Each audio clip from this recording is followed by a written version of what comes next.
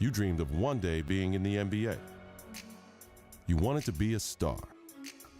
And someday, to rise above and become the greatest to ever play. You dreamed of being the one. But the road to stardom is never easy. There are obstacles, injuries, and disappointments. Adversity is universal.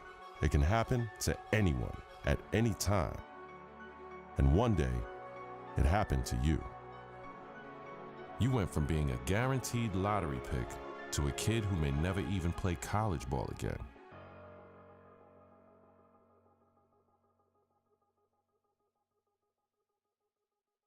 Now, look, it's always bad to hear about injuries, especially to college kids, of course. Yeah. But Stephen A. Smith, this one is particularly disheartening because we are 2 weeks into the season and one of the top NBA prospects in the country goes down potentially with a season-ending injury, a knee injury. That's a killer. I couldn't agree more. When I heard he was carried off the floor today, all you can do is find yourself hoping that he'll make it back. That's the bottom line. But my heart goes out to him because I didn't expect this. This is a devastating injury. It's never good to have something like this happen to you. The team doctor broke the news. Torn ACL, sprained MCL, and a torn meniscus. Surgery was scheduled, but your game will likely never be the same. At the 2016 NBA draft, your name is still mentioned. Not as a prospect, but as a cautionary tale.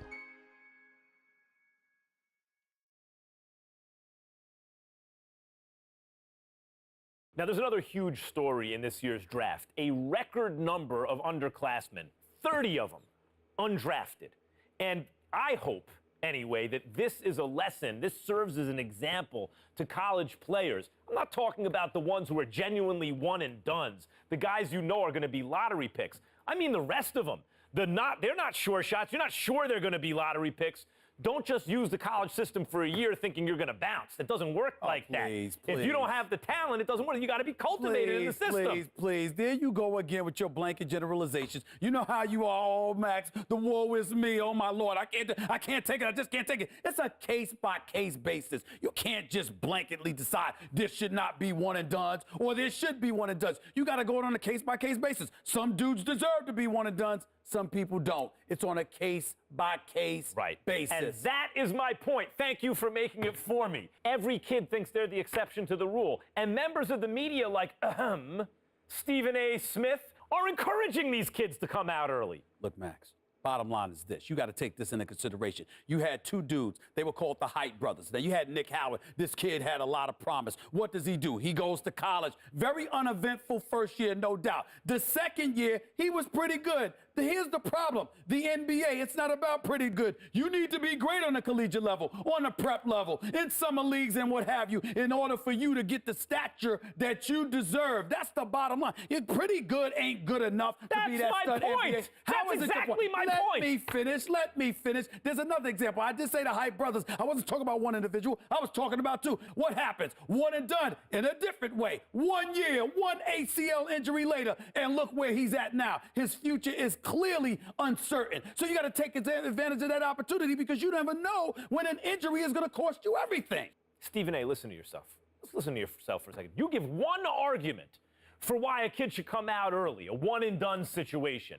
I can give you 30 arguments this morning alone why they should stay in school. And now you have to wonder what a kid like Nick Howard, who has given up his college eligibility, does next. What does he do next? First of all, don't sweat the technique. The argument, or one argument, as long as it's strong enough, that's all that matters. That's number one. Number two, the Height brothers was something special. What they really, really need to do. I'm going to tell you what they need to do, Max. They need to get back to playing together. My sources are telling me the ACL injury has been completely healed. So go on a pro-am circuit. Go in summer leagues. Do what you got to do to get back on the court together to remind everybody of what you once were. Because once you pull that off, the sky's the limit.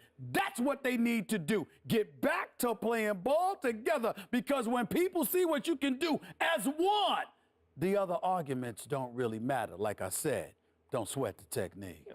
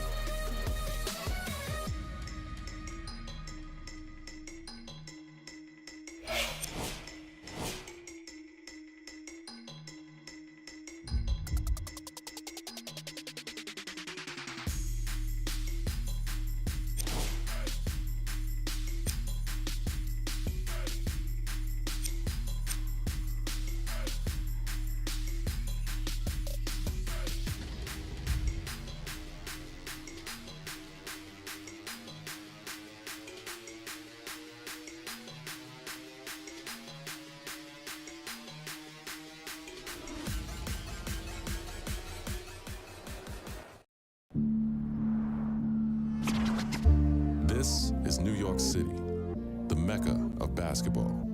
The original Rucker League began here in 1947. 9 years later, the tournament found a permanent home uptown at PS 156 Playground. Those early Rucker days showcased talents like Lou Alcindor, Wilt the Stilt, and Earl the Pearl. It's also where Julius Erving became the Doctor. In 1974, the park was respectfully renamed Holcomb Rucker Park in honor of the tournament founder. Now, many have influenced the growth of the Rucker since, but none more heavily than the late great Greg Marius, founder of the EBC. Many would argue that the Ruck is the birthplace of true street ball and the crossover dribble.